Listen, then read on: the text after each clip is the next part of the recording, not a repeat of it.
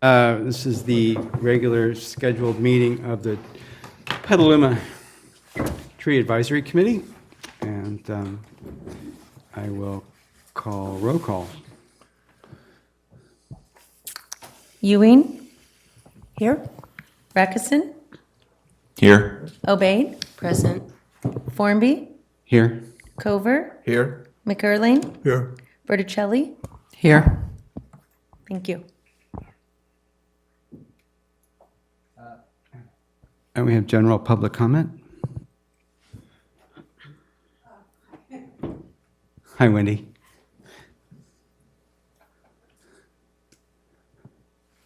Hello, I'm Wendy Jacobs, Chair of Relief, and I'm here to make a quick briefing on a couple of relief activities I thought you would be interested in and wanted you to know about.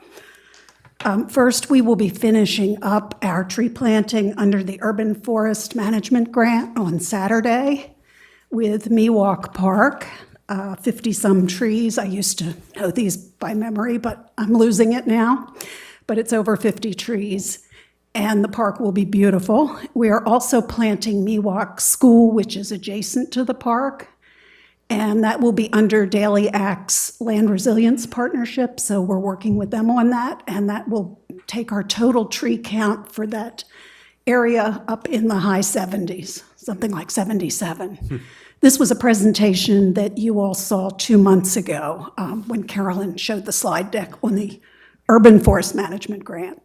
So that will conclude our official obligations under that grant with partnering with the city, and we will be under budget. The other item I wanted to mention is that Relief, as Howard knows and Cindy knows, is now opening a study of expanding our species palette. We are finding it necessary as we expand and diversify into doing different kinds of sites, example, street trees, residences, that we are going to have to broaden our species palette from the local native species that we've been working with in the larger spaces to accommodate some requests for more diversity on the part of our grantors and to allow for certain characteristics, as you all are well aware, with street trees that are necessary. So we would like to expand our palette, and we are kicking that off with a survey that will be going out today or tomorrow to our volunteer tree experts. And we will be sending that survey to all of you, as well as our arborists, our extension agent, urban foresters, our landscape architects, and the rest of the volunteers that work with us that know a great deal about tree species. It's a very short survey. We would appreciate it if you would complete it, and we hope to be wrapping up our study of additional species approximately January and come back to you for your information to let you know what we will be adding and to make some recommendations about the Petaluma street tree list that come out of our study. In particular, we are looking at a group called near natives, which are species that do provide some biodiversity benefit because they are generally from the North American continent or perhaps northern Mexico, adaptable and deliver the kind of characteristics we look for instance, drought tolerance, and yet they do manage to support some of the local species. They will not be as rich in biodiversity as our local natives, but we feel like this is a compromise that everyone in Relief can be enthusiastic about. Thank you very much. Thank you, Wendy. Any further public comment? With that, any staff comment? All right, we have a presentation then from Six Parks, two tree plantings from Relief.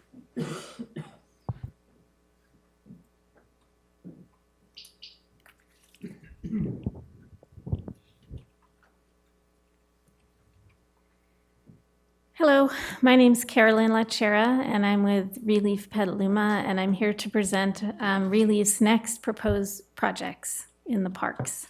The name of it is Six Parks 2, and It is a $62,000 grant funded by CAL FIRE and California Relief and California Climate Investments for $62,000 for 5 parks and 4 schools. The proposed parks are Grant, Anna's Meadow, La Tercera, Turnbridge, and Fox Hollow. And there'll be a total of 95 trees planted. These are the tree species that we have selected: white alder, California buckeye, coast redwood, Northern California black walnut, valley oaks, black oaks, coast live oaks, blue oaks, and western sycamore, for a total of 95 trees. These are our partners that we'll be working with. Of course, the City of Petaluma, Rebuilding Together, and Petaluma People Services Center. We have already completed our outreach. So what we did was we let residents know with sandwich signs in the parks that trees would be coming soon and that we would be having a community Zoom to discuss what would be happening. We tabled at each park, and we did flyer to all the houses around the parks and also in the community.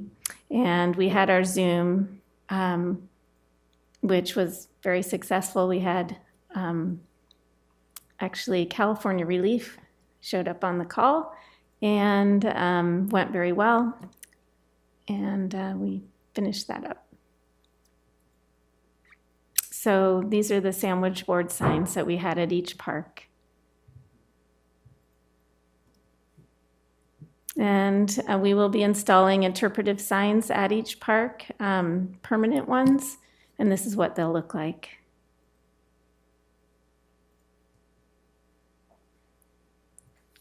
This is the placement map for Anna's Meadow. We'll be putting 3 black oaks in that park.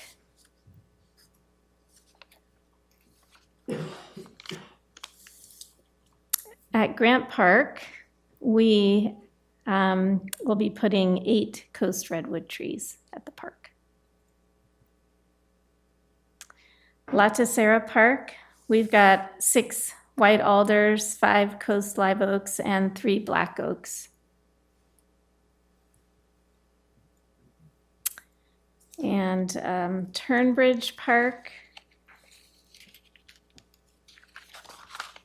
we're placing 3 buckeyes, 6 Northern California black walnut, 5 coast live oaks, and 3 black oaks to shade the walkways there. Fox Hollow Park, we'll be placing 7 California buckeye, 8 western sycamore, 16 coast live oak, 17 blue oak, and 5 valley oak.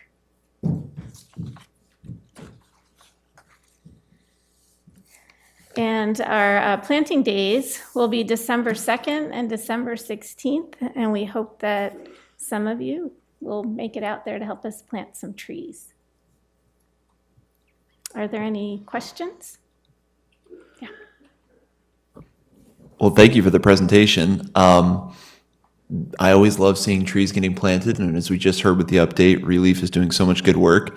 You know, I did want to ask, and apologies if this has been asked many times and answered before, just Relief, we got a public comment from a local wildlife expert, Sue Kirks, who talked about leaving enough grasslands. On a lot of these, I did see grasslands, but if you can just talk about how you guys balance that consideration of making sure we keep native grasslands as habitat and things like that during the plantings. Well, from what I can see, most of these trees are going into parks with planted grasses. And in fact, that kind of grass isn't really a habitat. It is a great place for kids to play and to throw a ball and for dogs to chase after balls. I myself wouldn't count the irrigated lawn as a habitat. Maybe in places where we're going to plant in wild areas, and I think those will stay habitat because we're not eradicating whatever grasses are there. We'll just be watering the trees, and the trees will grow up within the grasses. And I think the one park that is like that is Fox Hollow, where we'll be planting not in an irrigated space for part of it, but a non-irrigated spot. And in no way meant to impugn the work. Thank you guys so much, but thanks for answering the question. I can speak on Fox Hollow since I did the plan. So the whole area below where all you see all the Quercus, the blue oaks, that was actually the park, the city park plan for this called that out as a native meadow. Although when I was there, it was all just star thistle.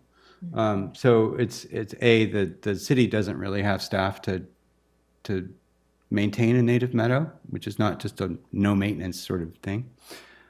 It would be nice to have a native meadow here, and I think that's probably in the works, and I think that's encouraged both by Park and Rec and by Relief. And then so these trees are all laid out to actually have lots and lots of sunlight within shady areas. And of course, Cindy's used to my complaining about they took where the black oaks down in the lower left-hand corner.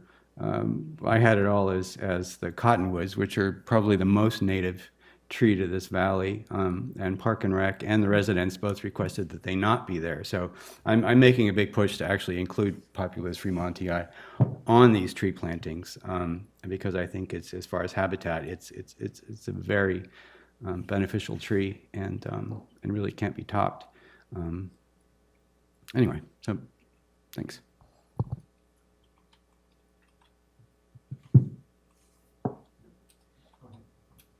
I just want to say thank you, of course. Great work, and thank you for getting your component of the CAL FIRES grant in ahead of time, in months ahead of the deadline, and under budget. To me, that is excellence. The work you are doing is excellent. It is top notch, and you are such a great model for our community, for our city. And my heart just swells because I really appreciate the work that you guys are committed to doing and so excellently executing. Thank you. Thank you very much for that. I had one more question.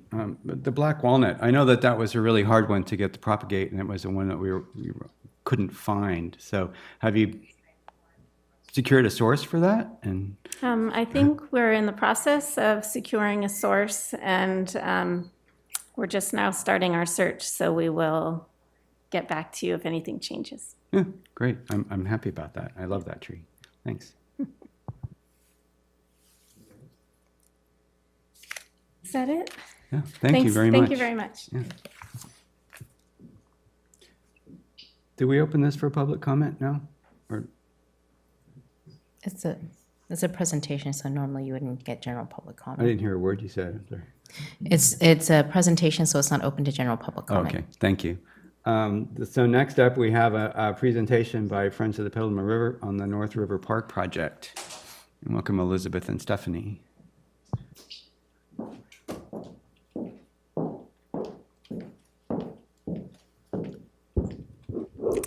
Hello, everybody.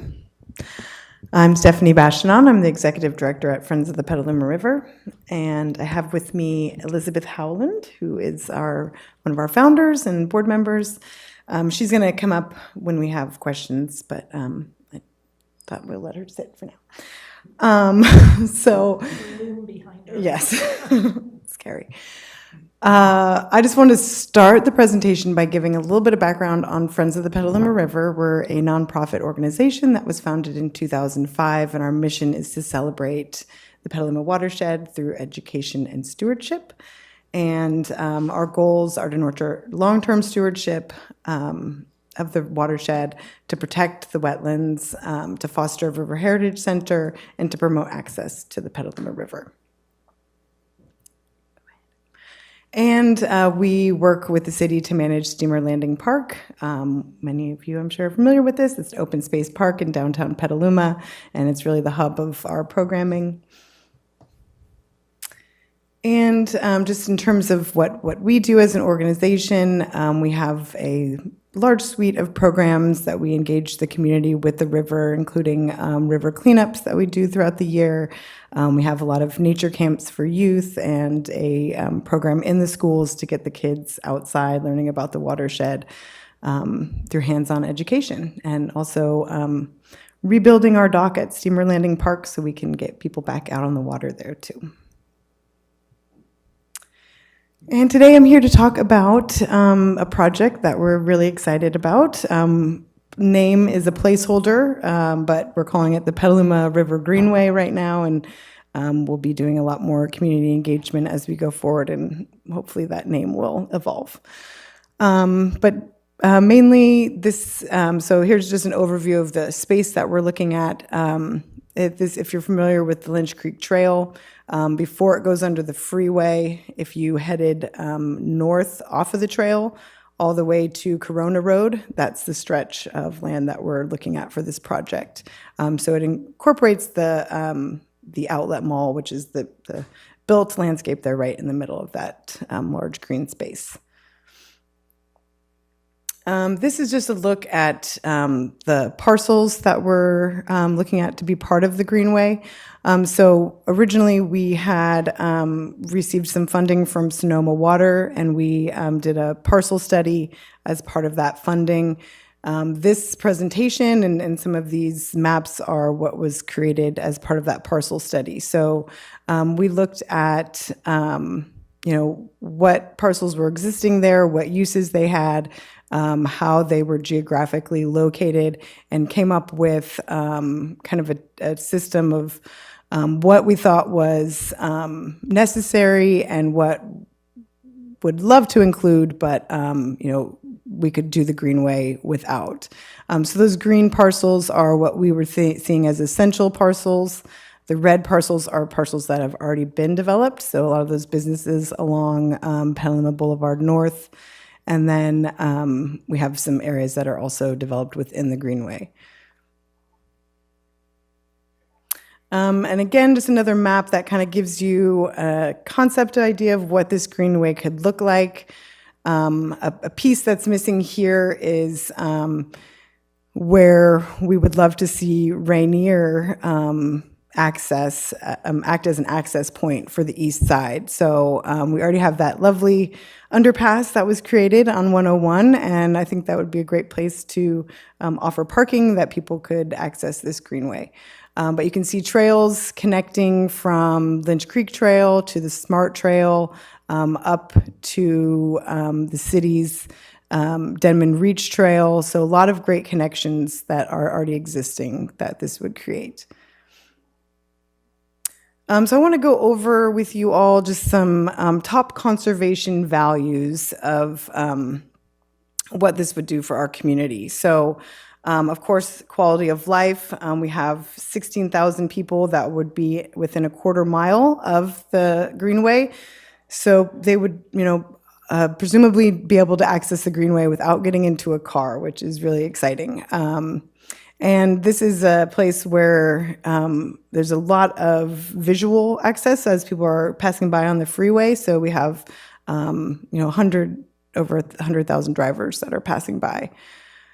This would also do a lot to complete some planned things with the city. So there's a Petaluma River Trail that was planned as part of the River Access and Enhancement Plan that was created in '96 and is part of the general plan. So this would go ahead and create some of that river trail that's envisioned in that, as well as some planned parks that are along Lynch Creek Trail, and increase some options for manned watercraft entering in the upper river. And then this goes a long way towards some of our other goals around climate change, building resilience in our community.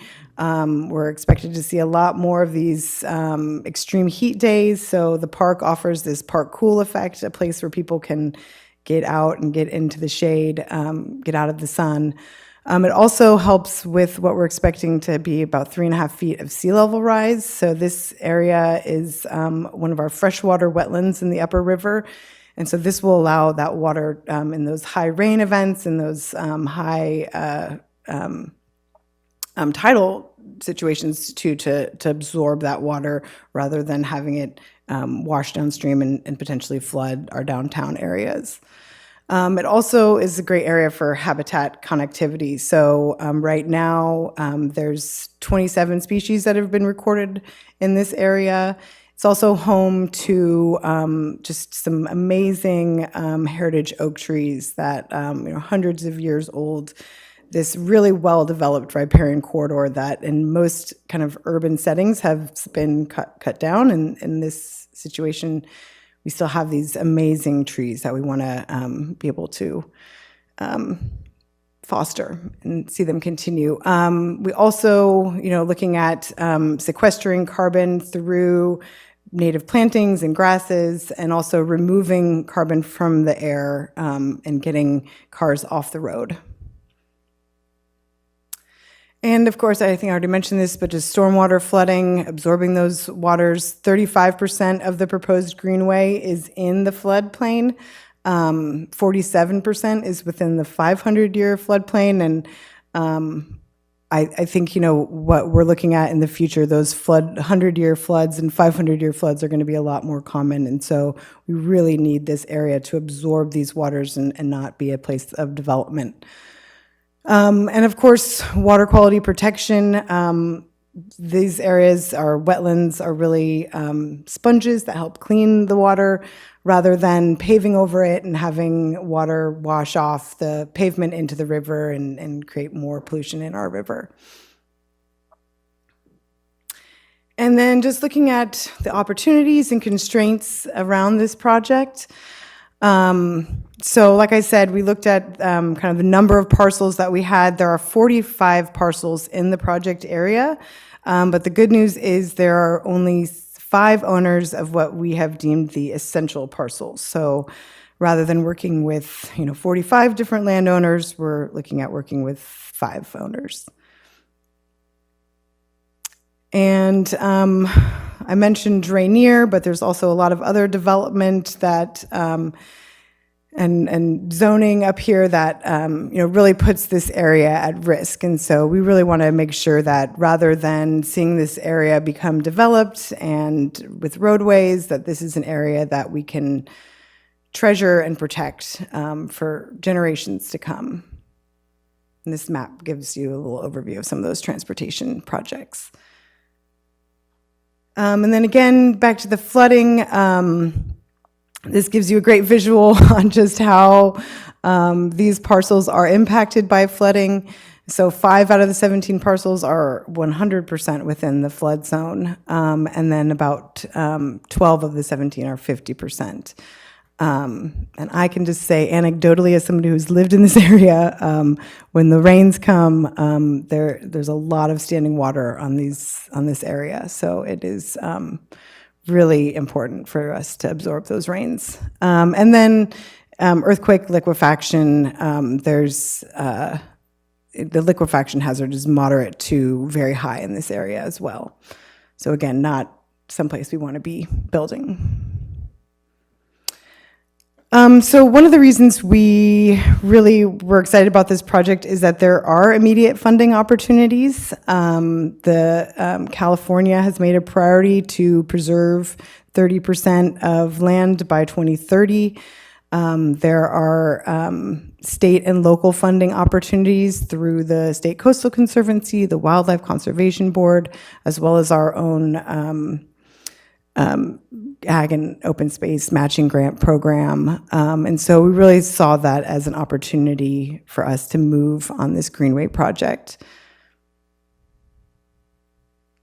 And we haven't been going it alone. So we have been working a little quietly at this point because we don't have big funding yet to do a big community engagement process. So we really have been working to bring in stakeholders. We have been very fortunate to have as one of our main partners the Sonoma Land Trust. Friends of the Petaluma River has not purchased a lot of property in the past, and this is not something that's in our wheelhouse. but we have been fortunate that the Land Trust has taken us on as a partner, and they have been spearheading the acquisition and pre-acquisition tasks. Again, I mentioned Sonoma Water was an early funder of the project for the parcel study, and we've also been meeting with our city manager and city council members individually to let them know about the project, and have had really good support from all of those folks as well. We've been taking our local leaders out, including our supervisor, congressman, and our local senator staff, to get them acquainted with the project, and again, have been meeting with a lot of support in those meetings. And then this is just some of the community groups that we've been working with: Cool Petaluma, the Petaluma River Park, the Sonoma Resource Conservation District, Sonoma County Regional Parks, and others as well, but really just trying to get all of our stakeholders aware of the project and get their support and their expertise. And next steps. So big step right now is we are applying for a grant that will allow us to do a big community engagement process, as well as some initial planning on what restoration and recreation could look like. So we are applying for that through the Coastal Conservancy and should have know more about that by early next year. And with those funds, we plan to work to create some, look at what this could mean for the community. So we want the community to be engaged in the process. We have a big portion of the funding would go towards this community engagement, where we would be, doing some community meetings, but also working with stakeholders and different representatives in our community to make sure that we're hearing from them and that they're part of the process all the way through. And then we want to come out of this with some more conceptual maps of what this could look like. And then a big part, too, is we're looking at what this could look like in the long term. Friends of the Petaluma River is very eager to see this project happen. We're not so eager necessarily to be the title holder of this land. So we're trying to figure out who our partners will be in the long term to make sure that this land is open to the public and that there is access and maintenance going into the future. So we're looking at possibly maybe 3 or 4 organizations that can come together to help, own title, help maintain, bring programming and access. And then really looking towards the existing enhancement plan as a guide for this. It has the river corridor and the trails, but we really want to go beyond what's envisioned in that enhancement plan to incorporate it's about 170 acres, so it's much more than just the riparian corridor. And so we want to just work from that document to be able to expand and realize a lot of the things that were envisioned there. And I think that's it. Yes. So I would love to just open it up to questions and thoughts, ideas. Well, I just have a comment. It's like, this is so exciting. During the pandemic, I explored that area when the parks were closed and was blown away by how beautiful it is. So just as a citizen, it's like, where do I donate? And how can I help? It's just so cool. Yeah, thank you. And I'll second that and point out that, as a community, when we want certain areas to be protected, this kind of process is really the only way to engage in that. I know there are people that had concerns about the infamous Rainier project and different projects in the area, and really taking on the responsibility to pursue ownership, put it in some kind of land trust or long-term. I really appreciate you guys making this investment into our community. The time, talent, and treasure you have to invest to do this is immense. I'm curious, in talks with landowners, and I don't want you to reveal too much, has it been generally positive? Are they kind of partners? They see the vision, or what? Just anything on the tenor of that? Yeah. So we did initial outreach as just letters letting people know that we were interested in this process and wanting to be very transparent. We're going through this process with public funding. And the responses we did get were positive. There's actually 2 of the parcels are currently for sale right now, so that's an easy one right there. And then we're at various phases with different landowners, but yeah, everybody has so far been pretty open to working with us. So yes, exciting.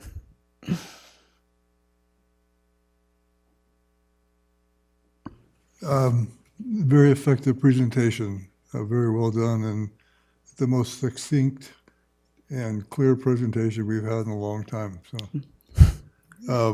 and it's beyond value to the community. It's a tremendous asset. So thank you for your good work. Yeah, thank you. I can't take all the credit because it was prepared by our consultant, but thank you. It's the same. Yeah, I just want to tag on along with my fellow committee members and thank you for all your effort in this endeavor. I worked for many years in San Francisco in parks, and it was always so gratifying when the community of people who just wanted to see good things happen in their parks would band together. And, you know, speaking as a park worker, that type of engagement and involvement by the community is invaluable, and it is the most direct and successful way to preserve and set aside some of these lands that are so precious and that just won't be there if this type of action is not taken. So thank you. Yeah, thank you. And I think, the city's action I guess to deprioritize Rainier has been a great thing to see. And I think that's going to be really helpful in moving forward with this project.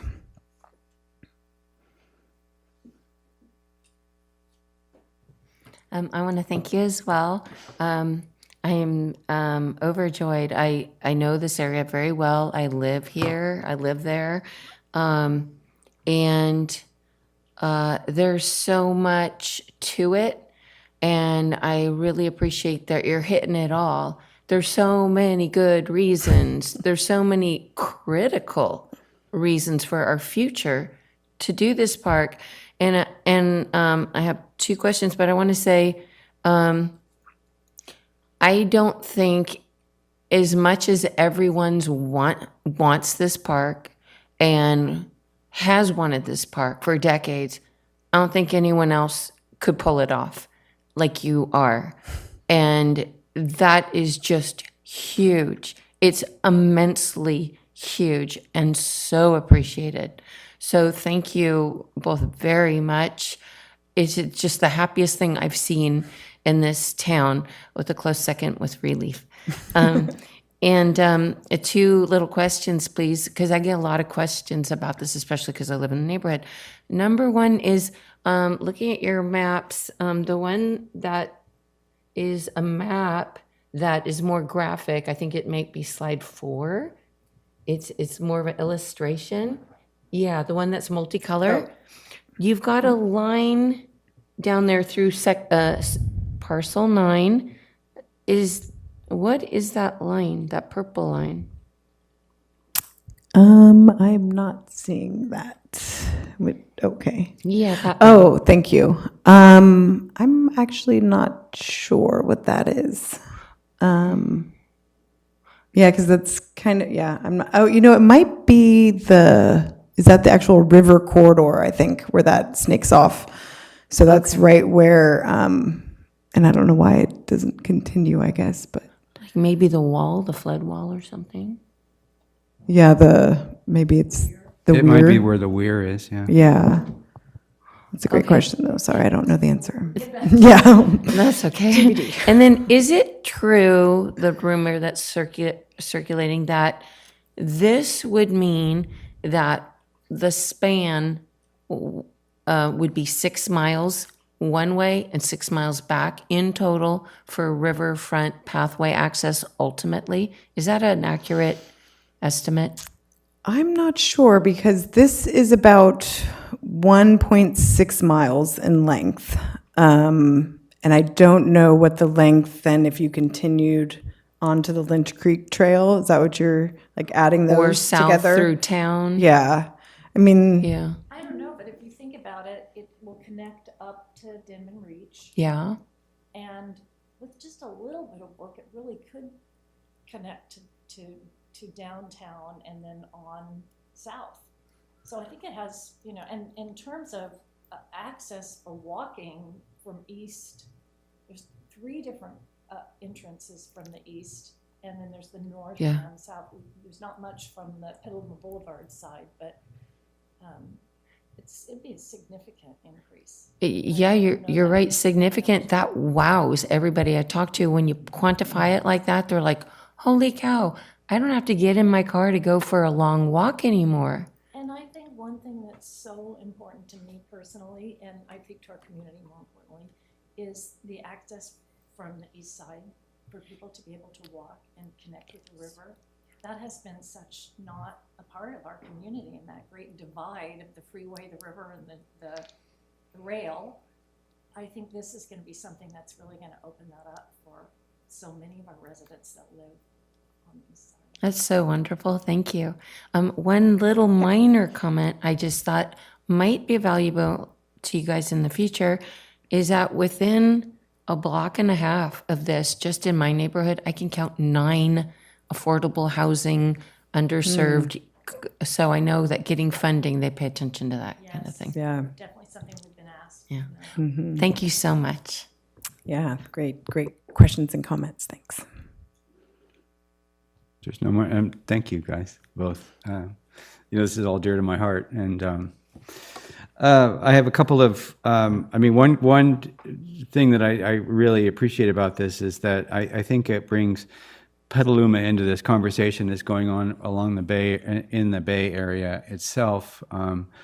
Alameda and their Deep Pave Park, they're tearing up the landing strips at the Naval Air Base there, and they're actually restoring the wetlands.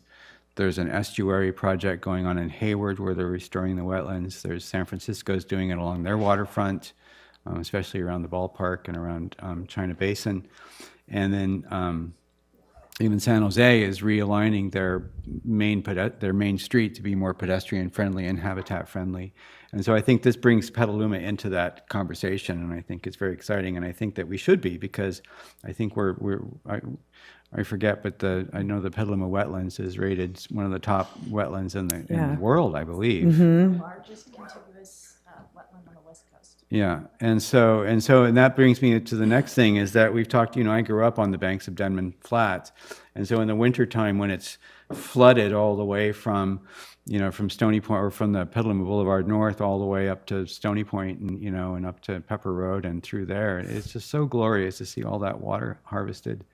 And I know Liberty Creek is the headwaters, which is just above Railroad and Petaluma Boulevard, and I know that Devil Mountain Nursery is taking great effort for their little part of Liberty Creek that they're doing, and I'm sure that it just opens up the conversation that we could actually preserve this river all the way up to the actual headwaters, and I think that's very exciting, and it's sort of thinking that as a access from the headwaters all the way down to the San Pablo Bay wetlands would just be so glorious, and what a beautiful thing for Petaluma to have. Mm-hmm.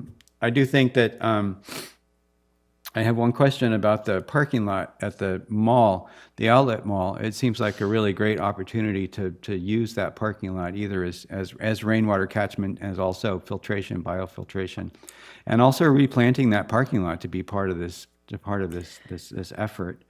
I think that the city, somebody needs to lean down on Smart Trail, because that Smart Trail is a disaster.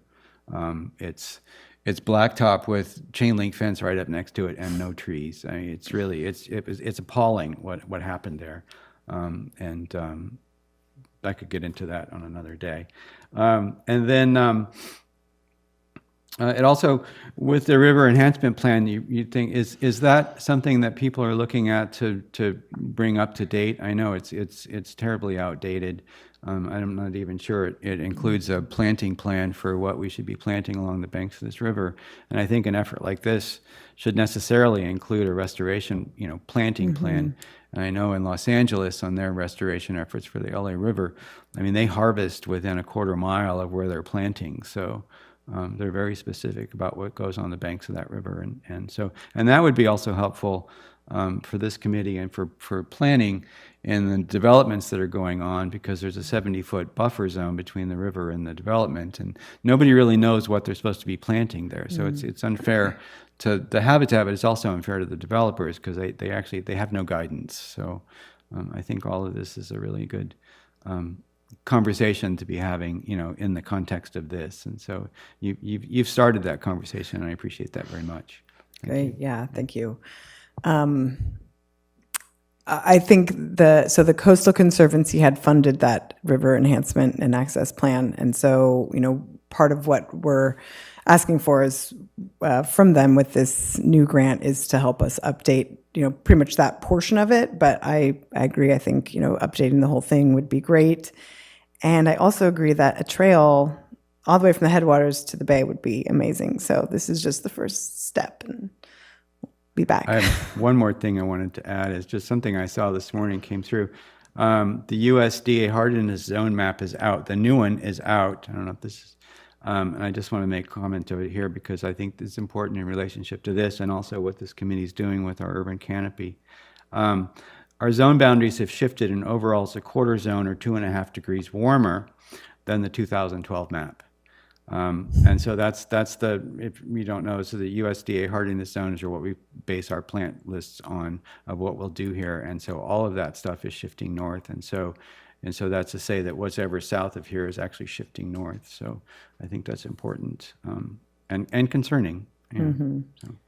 I'd like to add one thing. Yes, please. Which in the river enhancement plan really cued me to want to say this, which is we have taken the initiative to create this plan and to go after this funding and to bring, and soon to bring our community more into this conversation. And we are working from the foundation of so much good work that Oh, was done excuse in the me. community. Would you mind coming up just to the podium, Oh, just so they could sorry. hear you? No problem, thank you. Oh, sorry. I just wanted to say that we have taken the initiative to launch this project, but we're really building on the work of so many people in this community that have cared about the river, have brought attention to the upper river and how important it is to our community, have developed the river enhancement plan all those years ago. And so this really is a community effort, and we're, taking the initiative to move this along, and so look forward to more of our community joining us on this path and honoring the people that have done all that good work. And I also just wanted to invite you that if you'd like to take a walk up there with us, we'd be happy to take a stroll. And we also have a website specifically for this project. It's not, updating it hasn't been our highest priority, but it's petalumariver.org. There is a place there to make a donation. And I just wanted to add that. Thank you. Just to follow up on Howard's discussion of the river enhancement plan, my recollection of looking at the plan, it's a great idea and a great sense of purpose, but it needs a lot more detail. As I recall, some of the sections where setback is 30 to 60 feet, and it sounds like it's up to the developer to decide which it is and guess what it's going to be. Is it a parking lot, or is it a building, or is it are you involved in upgrading that, or in the general plan, is it going to be a refresh look at the river enhancement plan? Not that I'm aware of, but we are definitely will be looking at updating the section that covers this upper river section. And yeah, it is outdated for sure, the 96 plan. So I'm not sure if there's an effort to update the whole thing or if it'll just be kind of piecemeal as projects come along. Would that be your group? Would that not be your? I mean, it seems like you are the river people, right? Yeah, I mean, it's just not something we are biting off at this moment, but it's definitely something we could look at in the future. Well, and Or at least get the general plan to upgrade it as part of their updating, Right, yeah. I was going to say, Roger, I think we could advocate for that to be referenced in the general plan and start that process. I think that would be a worthy effort. How about a river committee? just, like us. The trees have a committee, the river needs one too. Yeah. Well done. Really excited to see this. I'd also like to echo the thoughts of how exciting it would be to have the connectivity.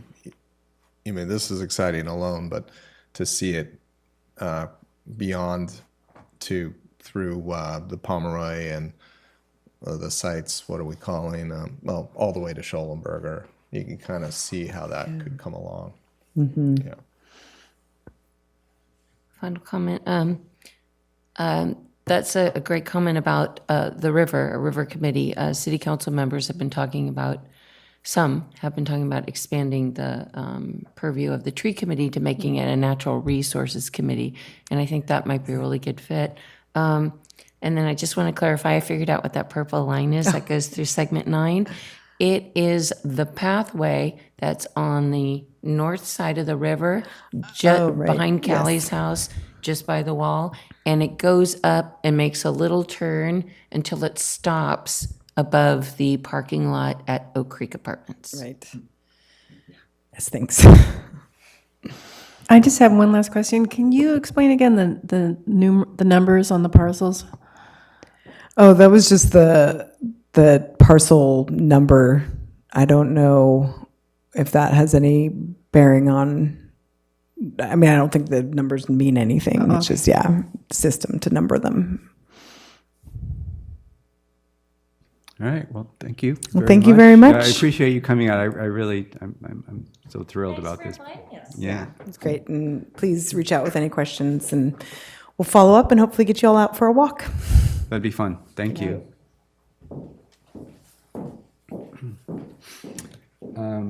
Next, I'll move to an approval of minutes for the meeting from August 16th, 2023. Move to approve? Second.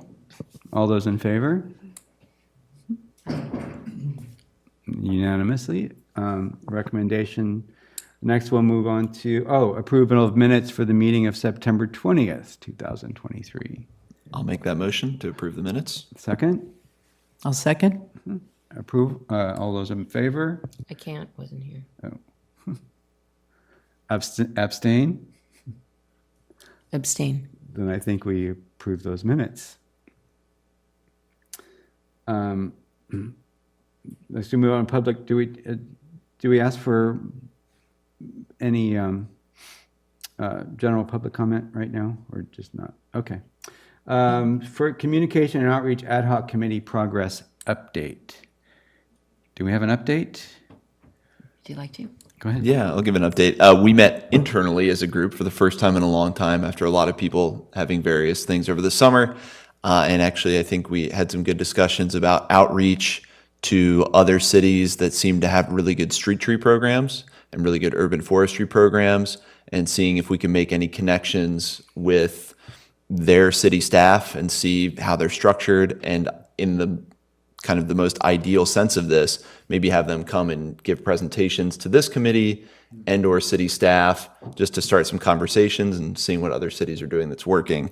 And Taryn has already done a ton of legwork with the city of Chico and engaged them. And we read their urban forestry plan, and it's a beautiful document. It's really a well thought out document. I was really impressed by the level of depth there. So it's a good model. You know, we always talk about not reinventing the wheel when it sometimes comes to policy documents. So it's a really good model to look at, and hopefully we'll find some other cities that have the same. And I'll just add that our conversations with other cities are so valuable. I encourage everybody to do that on their own as an individual or within any ad hoc you're in, because there's a lot of myth busting that happens. And that, you know, like every family is a different family and looks at things a different way. Cities are the same. And when you learn something that is possible per California law in a different city that we can do here, it's just such an easy, it's low-hanging fruit. And it's really wonderful to be getting this fresh information, new information by having these in-depth conversations with best practice cities. It's very exciting. Okay. Can we ask questions? Like, what are some of the highlights here? Yeah. Like, what sort of canopies do they have, or what sort of models do they have that? Yeah, might so support? in their tree ordinance, which we all look forward to seeing hopefully at some point, they've got specifications of tree canopy coverage. They've got, it's in the detail, somehow somewhat similar to the objective design standards meeting that we had, the presentation we had. They go into that kind of stuff in their tree ordinance. And so it's just really clear to developers, homeowners, whomever, what they're shooting for, what they need to maintain. And I know, like, in the last meeting where I wasn't here, but I did watch the video about, for example, people that cut down trees around here and then they claim, oh, well, it's because a tree ran into it and I had to, cut it down. Where are the photos? You have to have proof to do that. You can't just claim that. It's like basic legal tenant. And also trees falling, limbs falling. Yeah, that's called an act of God. And there is immunity for California cities. So there's a lot of nuance around that. We don't have to be running around like Chicken Little. The sky is falling, we're going to get sued, which we seem to do here in Petaluma. Not true. You need to look at the nuance of when that could be the case. But overall, these other cities are saying, no, people make claims, but we don't pay them out. No. Very interesting. One of the, it's a beautiful document. It's worth seeing, and it's, all the equations for the value of trees and what they contribute to the environment, to the air, it's so well documented and so easy to just say, let's absorb that. But the big fork in the road is they decided that they would take care of street trees in the 1850s, and they have done that since the 1850s. Petaluma is not, in order to get anything close to Chico, you have to take over the street tree responsibility. And I think that's a difficult thing to get the city to do. It's expensive now. It's even more expensive. They're used to not having that maintenance responsibility. And so I think that's the big sales job. How do we get that shift? I want to add to that, Roger, that's the city of Chico, 120,000 population, 25,000 street trees, and the budget that they get annually for the city to take over the street trees is 300,000. They've got twice as many people as we do. So if we're cutting that in half, and how many street trees do we have? I don't know. But if we did take it over, it's probably roughly going to chop that in half to 150K. We spend that in a heartbeat in this city. So that's not such, to me, that's not such a big showstopper. Yeah, I agree. Just in conversations I've had with other landscape architects in town is that the only way that we're going to have an effective tree canopy in this city is if the city does take over responsibility for them. And certainly it is a financial question and a labor question. The city has the bandwidth to do that. I know San Francisco had long had a history of taking care of their street trees, and then it became too expensive, and so they put the responsibility onto the homeowners and the business owners. But the residents actually revolted against that and actually approved to tax themselves to actually pay for that. So that's certainly an option, an option for Petaluma. Although again, I agree with Roger. It's all a hard sell. Something's got to happen. I mean, I know that the Theater Square pruning recently is just a disaster. It's just, you've got oak trees and sycamores, and they're all lollipops. They're all cut below the second floor windows. It's just, I don't understand how that happens or how the city allows that to happen. Especially, it's beyond me. And it seems to be an epidemic in this town. I was just walking here from my office, and on the corner of Western and Howard there, just that whatever it is across from Acme Burger, but they've got crepe myrtles planted where crepe myrtles have no business being, and they're cut down to 8 feet tall. This just happened this week. It's bizarre. And so I don't understand the thinking. I don't understand the impetus to do that. And so it's a lot of education, it's a lot of training, it's a lot of outreach. And so all those things again are, is money and time and effort. But the city has to do something about it.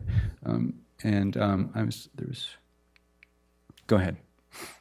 Well, I was just going to say, you know, at the Objective Design Standards meeting, I highlighted the tree technical manual. As far as I understand, we don't have a final draft on the website, or where do we locate that? Would that help with this at all? Or what is the kind of guidance we could point to as a city for landscapers? And I'm sure parks and internal staff have their own guidance, but Yeah, as far as the manual goes, it went to planning basis really based on what our codes are. So I'd have to ask where they would place it for reference, if I'm being honest.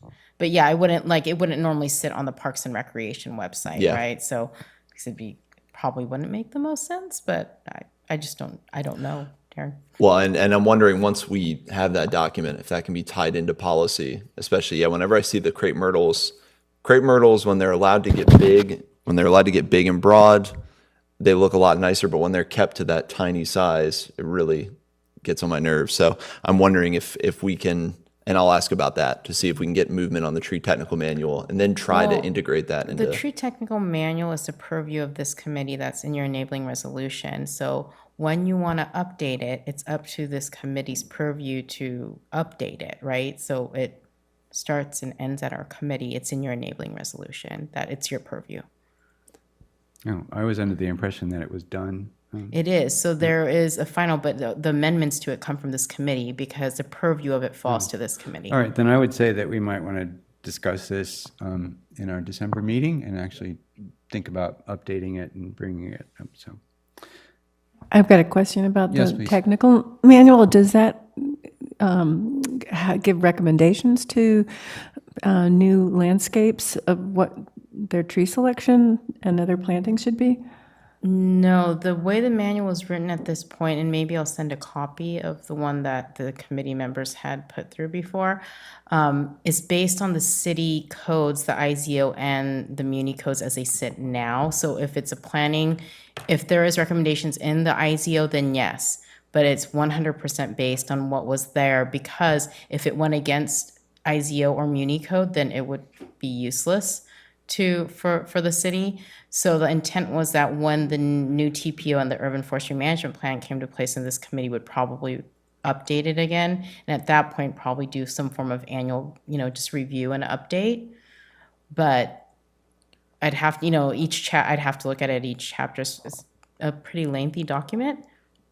Well, I don't know if this is the right time to talk about this, but I was reviewing the notes from the last meeting, and there was some discussion about the Chick-fil-A landscaping and how we asked them to go back and relook at the selection of plants. And I think that Darren was commenting on it. And I just wondered where, when there's a new development, where they get how do they choose their plant palette? And the reason I was thinking about this was, John, I was talking to John Tribbs about the coast live oaks, that I see so many of them in trouble from sudden oak death and other problems. And he said, well, I want to see some data on it. So I went walking along Lynch Creek and counted 30 trees between Brewster's and Payran, and they're all in stages of dying. And from sudden oak death, I believe, we did that walk, and I think you were there, Cindy, with Carrie Winsing, Carrie from Sonoma State, who's an expert in sudden oak death. And they put in some new plantings. They're beautiful next to that development that's going in next to Clover. And 100% of the trees that they chose are coast live oaks, which, they're right adjacent to these trees that are all infected. And so I'm just wondering how the decision is made. The same thing is true along the river next to the new apartment buildings that are just being completed. They're all coast live oaks. Again, it's this area where they're not doing well. So I'm just wondering how those decisions are made. So just quickly, because this is the update from the communication committee, so it's not really the appropriate place to ask the question, but that is a design standards, like we were, that was brought forward to us as a planning functionality. So when any new development goes up, they get those standards, and I think it was explained to us that they need to update those. They are out of date, and that's what they want to do. So, that's part of it. But as far as looking at the area around to see what vegetation or plants are infected and planning against it, I don't have an answer for that. I don't know. But yeah, just, quickly to answer your question, it comes through the planning process. Yeah. Just to wrap that up, I was going to say that's what we learned in the Chick-fil-A development, is that we needed design guidelines about trees, or have those be updated. And the tree technical manual is on the old Granicus site. I was just saying I couldn't find it. It's on the old Granicus site. So a quick Google search found it. So Thank you. All right, I'm going to move on, unless there's any other. All right. Our recommendation to establish ad hoc committee for Arbor Day celebration 2024. I know this is important to all of us, and mostly to Cindy, because we'd like to put together something that the city could do, and this committee could do. We've traditionally taken off ownership of this, and just have some time to put something thoughtful and meaningful together. So. Yeah, and I asked to put this on the agenda only because in the last year when we talked about it, there was a lot at that time that the community was really excited for. Darren, you're looking and smiling at me. I'm Treestival, like that you talked about. And it's just that, traditionally the ideas have been brought by my position to this committee saying, hey, these are our options. What would you like to support?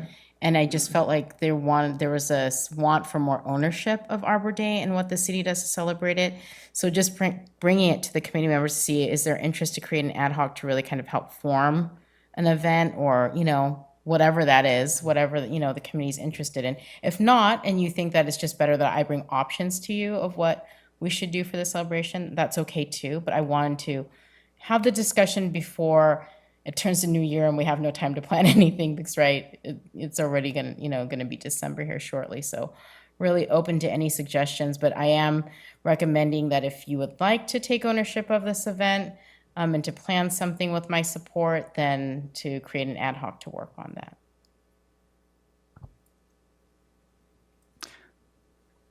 Unless there's any other comments for or against, I would just.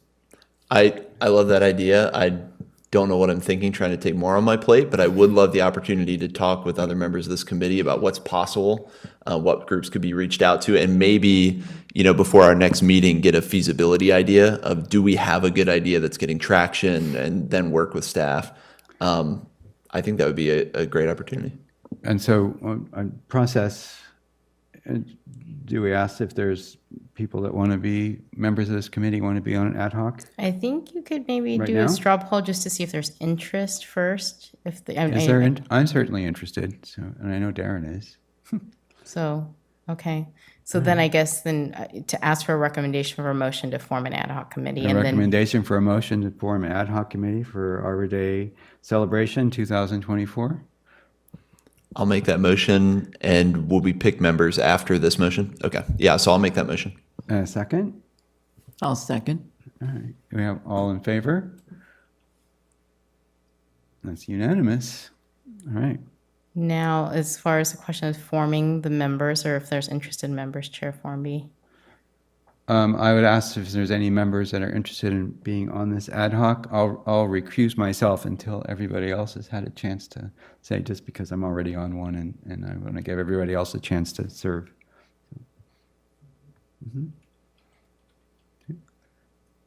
Then I will too. So that makes three of us. So, great. And I'll just say, I'm not trying to recuse any responsibility here. I see this as working with the ad hoc, so you'll be working with me because obviously you're going to want Well, my no, support. I'm gonna be on it. Yeah. I just wanted to give everybody else a chance to do that before I said so. And then I understand we can have 3 civilians be with us then. Yeah. So we can talk later. We can. Will you send us an email sort of together? Yes, I will. I'll kick us off. How's that? All right. Thank you very much. Well, thank you. Thank you. Thank you. Item number 7, recommendation on Kentucky street tree species replacement at Crosswalk. We had a nice presentation for Ken at our group meeting last week, and we had left it to for this committee to make a recommendation for street trees. And I'll just start the discussion. I know that I had said last week, as far as the pistache would be a good one because there's already so many. It's just sort of continuation and of species on the street. But then walking the street, as I do almost every day, it really is an ad hoc. It's a hawk of the pear, which are probably all the rest of them are gonna decline because that tree traditionally is just not a great urban tree, even though it was thought 20 years ago to be sort of the perfect street tree, but it's just proved itself otherwise. Much like the liquid umber, which was also a favored tree, which is also now taken off everybody's list. And so I noticed that Amy's has planted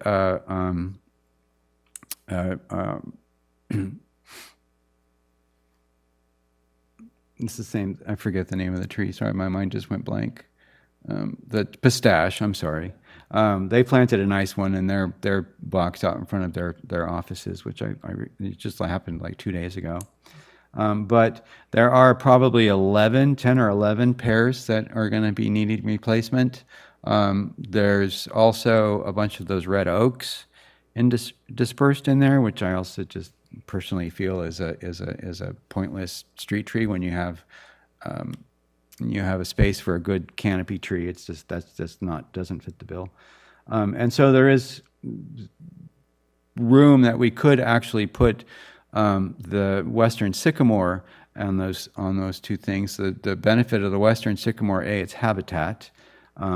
B, it grows tall and narrow, much more so than the exotic sycamores that we typically see planted as street trees.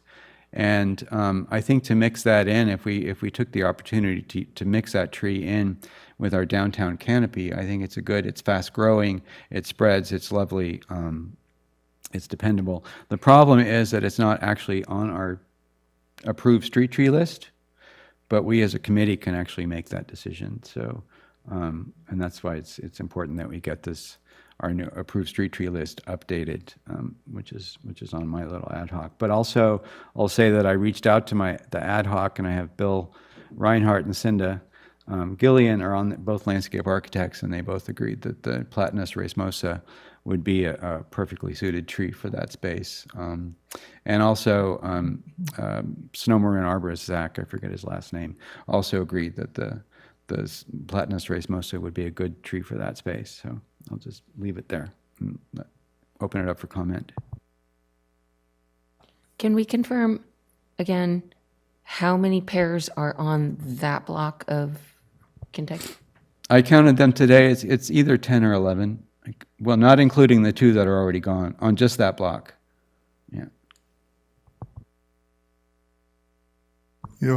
I've got a little the plan that Ken provided, and it looks like, and I can pass this around, but in order he wants to cross that flush with the sidewalk, so he's building up a ramp or a crown, and in order to do that, he moves the curb out. And if we extend the tree well to the curb, you get another 40% of area, and I think that would be worth considering.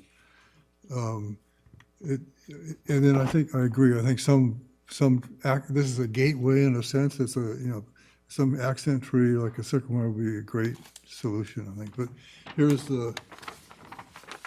my doodle.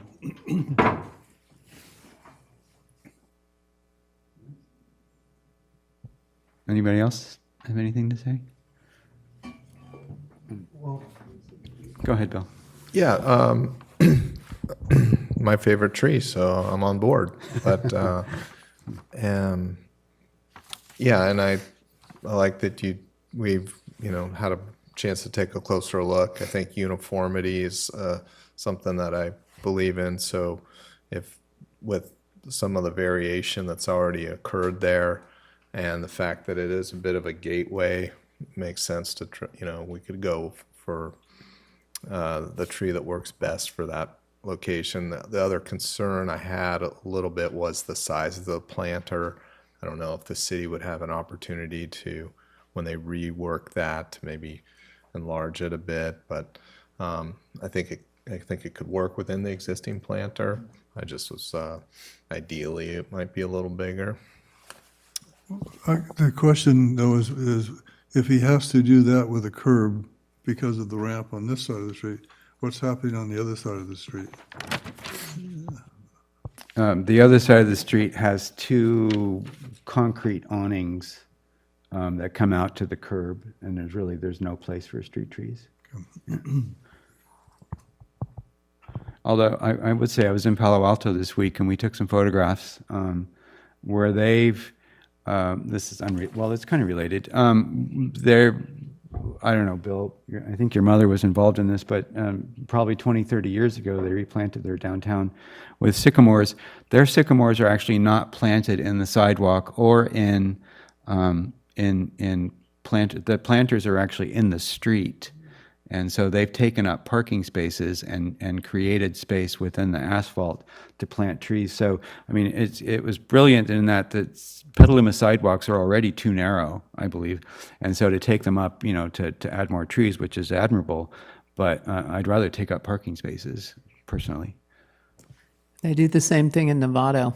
I noticed that on their main street there. They just took out every third or fourth parking space and put trees in, and that's it's fairly beautiful recent. and Yeah. shady. Yeah, Yeah. very nice. Yeah. And I will say that, just talking to Ken, that he's making every effort to make this tree well as large as possible. So I don't think we have anything to complain about or worry about there. Do we need to get that to Ken? If you want to, sure. I mean, the question is, do you want to expand the tree wall? I think Ken is making every effort to do so. So if you want to weigh in and provide him with that document, yeah. I think this recommendation is just on the tree species. This is I on think just that on would the be, tree yeah, species, independent. but he's open to any suggestion that we have. There's a lot of blank spots on that street and on Kentucky going north. So are we looking at planting those as well? There's an effort underway to map sort of what we call ghost trees, and so that's happening, but it's not part of this effort. So, but yes, it's being talked about. This is just looking at the two on the corner there. Okay. Across from the crosswalk. Yeah. So I would say that can we take a vote and actually Sure, a recommendation for species? a recommendation for species? I'll make the motion for a recommendation of species of the western sycamore. Do I have a second? Second. Thank you. All in favor? Any opposed? All right, it's unanimous. This committee recommends the Platanus racemosa of the western sycamore to replace the two trees at the Pride Crosswalk on Kentucky Street. And expand the tree well as much as possible.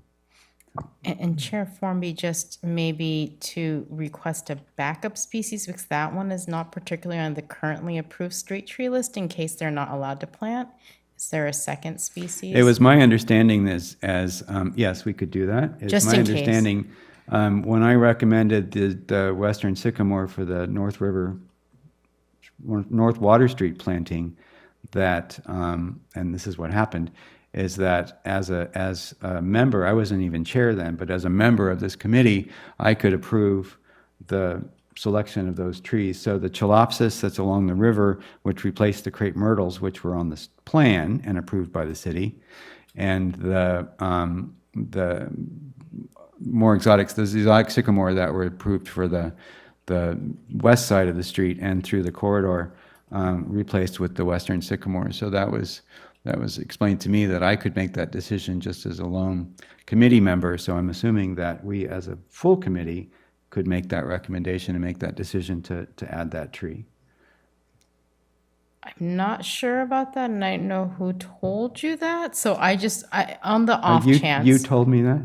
Well, that was in the planning. When you asked, that was the planning documents, right? So you can make recommendations, absolutely. But as far as decisions on street trees, and that was, in my memory, that wasn't on the street, right? That was in the actual, No, they're the street trees. I don't remember. Maybe I told you incorrectly. Well, maybe so, but they're planted now, and they're not on our approved list. So where there was also the option that we have with Heather making An amendment, an right? amendment, a quick short-term amendment until we were going to do the approved street tree list as part of the new TPO, which is in the pipeline, which will be probably in January, February. But until then, and these trees could certainly wait until then to get planted, but until then, I think that we should pursue further to get that. Well, we can leave it, and if there's an issue, he can ask us for another recommendation. That's If there's, yeah, I mean, as far as second, I just don't want to make a second choice. We can leave it, and if there's an issue, he can come back to us and say, unfortunately, for whatever. Perfect, reason. perfect. That's I like- fine. that's I just perfect. wanted in case, but. Thank you, Cindy. Yeah. And then with that, I'll move on to committee comments. Anybody, member of the committee want to make comments? Go ahead. I was just pointing at Roger for planning.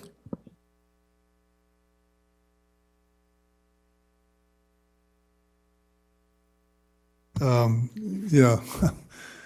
It was the meeting finished at 2:30 a.m. It was a long process, a lot of people in the audience. And the overlay ordinance passed, and the hotel is part of that envelope, so the hotel is proceeding ahead. I mean, you still have to deal with the hotel separately, but it's kind of in the pipeline. And it was just, the overlay district is still hard for both Darren and I to understand what it achieves and will it work and what will happen. But it basically is pockets of potentially six-story residential mixed-use projects. Not, in my mind, not very well tied into any overall planning document or overall streetscape document or anything that makes it part of the city. It's just, so the question is, will it create anything or will it happen, or is it just a kind of a naive proposal? And just to give the output from the kind of the broad committee, I think a lot of people saw it as a pilot for testing more flexibility with building forms in an attempt to follow the old general plan and what's upcoming with intensifying downtown. I think the argument was made that this was kind of a pilot until we get to the general plan where we can either expand on this, decide if it worked, and then the hotel will be talked about separately. The other thing that it was hard for me to understand is that to get higher density housing, 6-story, you need to build enough units to make it pencil. And that's 300 or 400 units. As I've talked to several developers, you need a minimum of 300 or 400 units to pay for the elevator system, the fire safety systems, and to include affordable housing as subsidized affordable housing as part of the project. So 300 or 400 units at 50 units, it's several 3 to 4 acres, and all these parcels are are small. So you have to amass a whole bunch of parcels, and you end up with a very big project. It's not just a little parcel. It's going to be, half the area is going to be one project. So. Thank you. I mean, obviously, this is a larger conversation, not for this committee, but I appreciate the update, and I'm sorry you were there till 2:30 yesterday, but I heard some other things. Anyway, anybody else have committee comments? Yeah. I just have some questions. About the urban forestry program with Ben Anderson. So he's going around. He's doing a inventory of what we have. Is that the main thing he's been hired for? I'm sorry, so generally in comments, the questions, you write, so I wouldn't respond to questions in that way. I'm happy if he is working on inventory, just to shortly answer you, Eberly. But if you have questions about that, you can always email me, and I'm always happy to answer anything. So on committee comments, we generally give comments about, you know, things that are going on in the city, or if you're Okay. on a liaison, so like for Roger for planning or Mary Ann for RMPC. So, Okay. but yes, he is doing an inventory in public spaces and in the major arterials, but not on private property. Okay. Well, I guess just one comment I have is about, I was happy to hear personally from that Relief is expanding their plant palette, because it goes back to my concerns about these monocultures of, I know I probably seem like I'm kind of overly focused on the coast live oak, but it just, you know, I see so many of them in trouble. So I'm happy to see that they're taking into effect climate change and the northern migration of species that's going to be taking place. So we'll have plants choices that are hopefully better adapted to our changing climate. Thank you. With that, oh, go ahead, Bill. I was just thinking about some of the different initiatives going on. I know this, well, I don't want to misstate it. It's the Slow the Fast Down, along with, some of the different sort of quick build projects to help with that problem, and really exciting to sort of consider how we could slow traffic and get more pedestrians and people on bikes out, and with the sort of possibility of growing our canopy to help with that sort of endeavor. And then we're just mentioning streetscapes, and you know, some of these different improvements alter the way the streets look a bit, right? There's some engineering that with the bulb outs, there's some addition of bike lanes and things. And I know D Street is being considered, you know, whether or not to take parking away to add a bike lane. And those, there's also a fair number of missing trees on D Street. So I'm just sort of hearing a lot of interesting conversations, and I wanted to sort of raise awareness around, you know, this is a committee that talks about these things. And so when it comes to beautifying our streets, and we sort of bring the attention to trees, but there's a whole conversation that involves engineering and PBAC, and it was kind of interesting to be a part of that meeting a few weeks ago. So just kind of an open-ended comment there. I have one, it's really a question. In the last few weeks, small trees have been planted on North Petaluma Boulevard against the, where did that come from? Is that That's, so you can, I think, email Cindy about that, but those trees are on the approved street tree list. There are the arbutus, the strawberry trees. uh-huh. So. But I don't know anything more. I would say email Cindy later and get an answer. You know what I'm talking about? I don't have an answer for you right now, Roger. I don't know, you know, why they were planted or who planted them, but go ahead and email me and I will do some research. Is it in private property or is it No, in it's public? it's right away in front of that It's like a factory two- down at 2 where the foot- sycamores came out several years So ago. that's, right, the right of way is, it would have been the property owner who would have planted them, and they probably chose something from the approved street tree list is my guess. Yeah. But I don't know off the top of my head, so go ahead and send me a message and I'll do some research so I don't forget. Thank you. Go ahead. Oh, because we're running out of time, so. Okay, thanks. So I have comments that are based on comments that I'm getting from, feedback I'm getting from different community members. They're really wanting me to point them to, it looks like, the section of IZO 17 to get information on trees. People are so confused about trees, and so I think on the outreach committee, you know, we're working on that.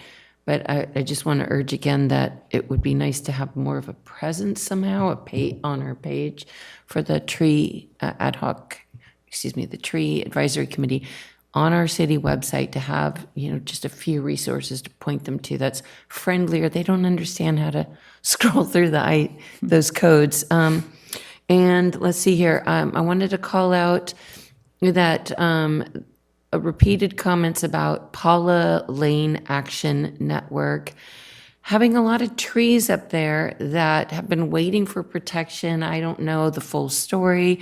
It's something like the city owns the property, doesn't own the property, the titles. I don't know if we could help get some clarity on that, but that's a beautiful property. I did go up there months ago and look at it.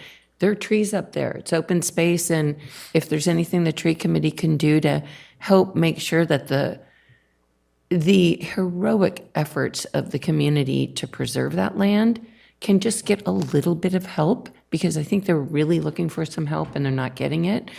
That might be, really low-hanging fruit. Why not do it?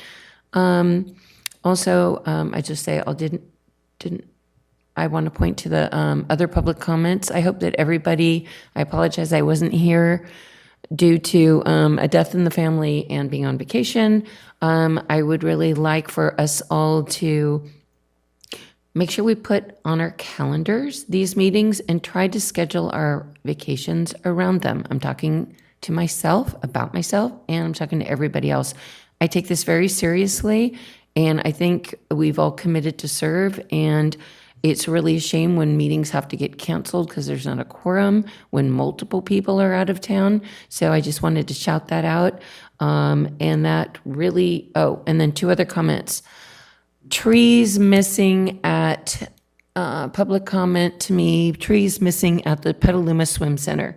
On the south side of the pool, the part that borders the street, there's purple pipe there. There's no trees, and parents are concerned about the amount of particulate matter because the whole swim center just basically has a racetrack of cars zooming around it all day long. And they're concerned about the particulate matter of their kids that swim there. And maybe there's something that we can do about encouraging trees there. Somebody reached out to me and said, hey, you're on the tree committee. What about some trees up at Howard Park, Oak Hill Park, around the bocce ball thing, because they want shade up there. A lot of seniors play. They want some shade there. So I wanted to cover off on that. And then finally, I'll say something I've said months and months and months repeatedly. I'm very concerned that we don't have a tree ordinance. Apparently, there is no draft. And apparently, first reading of the tree ordinance goes to City Council the very first week of January. It's documented. It's the first reading. They're asking for a vote, followed by a second reading at the subsequent City Council meeting. We have not seen that tree ordinance. To put it through at the last month, to have the risk that next month our meeting might get canceled, anything's possible, and it's all riding on one more meeting, whether the Tree Advisory Committee has any input into our tree ordinance, to me, is just inexcusable. It's bad management. It's actually really, really bad management, and it gets me very angry. I care about trees. I care about the $220,000. I care about doing things right. And the fact that we don't have a tree ordinance to look at line by line, given how we're busting our backs to find out how to do this right, is a gross misuse of assets. We've all stepped up to volunteer. Thank you, Tara. I'm sorry, we're quickly running out, and I echo your sentiment 100%. Yeah, we have until 5:30. But I appreciate I echo that. your sentiment, and I echo it 100%. Okay, I'm so I sorry, just wanna- hope that we can get the tree ordinance. And I agree. Thank Thank you. you. I would run through my thing I already said about the theater square planting.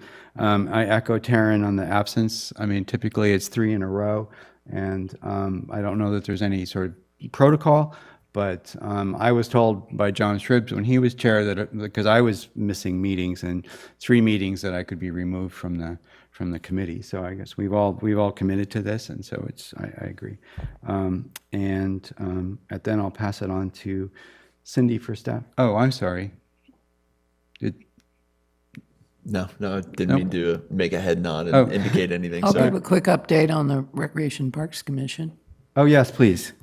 So the last meeting was, our main focus was on the integrated pest management policy that we've been working on for a while. The ad hoc committee completed a draft. The city is looking at it. They had a few items that they wanted to maybe make some modifications on. And so hopefully we'll be forwarding that to City Council soon for final adoption. And then tonight, we're going to be having a presentation from Relief again, and another presentation on a concept for climate adaptation and resilient landscapes, which I'm really interested to see. And talking about the Kenilworth Park renovation and the artwork that's going in there. So that's it. Thank you. So I'll just give a Staff quick comment? update. I think, you know, the UFM work is still continuing on. Ben's working on it, so that that's still occurring. And as far as the TPO goes, I will, full transparency, Planning and Heather wanted to come to this meeting, but we had the presentations and the timing was not allowed. So I had spoken to her and I'd asked her to come to December so she can have the full meeting time and to not put anything else on the agenda so that this committee can give it its full attention. And Heather, she made the request, and that was a decision when speaking with Howard that we decided that would be okay. And Taryn, I understand your frustration and disappointment, and I'm sorry. It's the first reading, so there's enough time, I feel like, for this committee to give feedback. But if you have other questions or there's concerns with it, reach out to me. Let's talk about it. I can talk to Heather about it. And I don't have a draft to give you. It's not something that I'm holding and I'm holding back. So it's not something that I've got in my email and I haven't sent to the committee members. I want you to be aware of that as well. So if I have it, if there's anything, I'll send it on to you as soon as I can, so you have as much time to review and submit questions to planning ahead of time. Okay. So that's just kind of my quick updates for now. But I know you don't have it. I didn't mean to direct this, my rant at you at all. It's just, it's a critical piece of business. And it's fallen to the end and at the last minute. It's not your issue, that's for sure, but it's super poor. And just one last comment. I've read the Chico ordinance, and it is a good one. I've spoken to them too because I met them in Sacramento, and it's a really, and they're nonprofits too. It's really kind of there's a really nice synergy in Chico. They do a really nice job there, so I'm glad you guys got to connect with them. And I have one more comment, if I may. Since Heather was scheduled or was prepared to present to this committee today, I would ask or request respectfully that we're all emailed a copy of that draft as soon as possible, since if it was ready enough to be presented today, then it's ready enough for us to read. And I don't know if she was going to send a copy. I don't know, but I can ask her what she has and if she can send it along. Absolutely. And I would request that if we're actually going to make an informed decision, that we all need copies to read, and because we can't do it in this meeting. I'll ask. Thank you. Howard, would it ever be appropriate to schedule, if it's ready now, an emergency meeting? Because I would rather take that up later. I would rather us all read it first. I think there's a lot of use in reading the document and submitting questions to staff well ahead of time. And it gets and it'll make our meeting in December a lot more productive and us feel a lot more informed. Thank you. Yeah. With that, I will move to adjourn. Or can I just do that? You can adjourn the meeting. Thank you. I'll adjourn this meeting. Thank you all very much.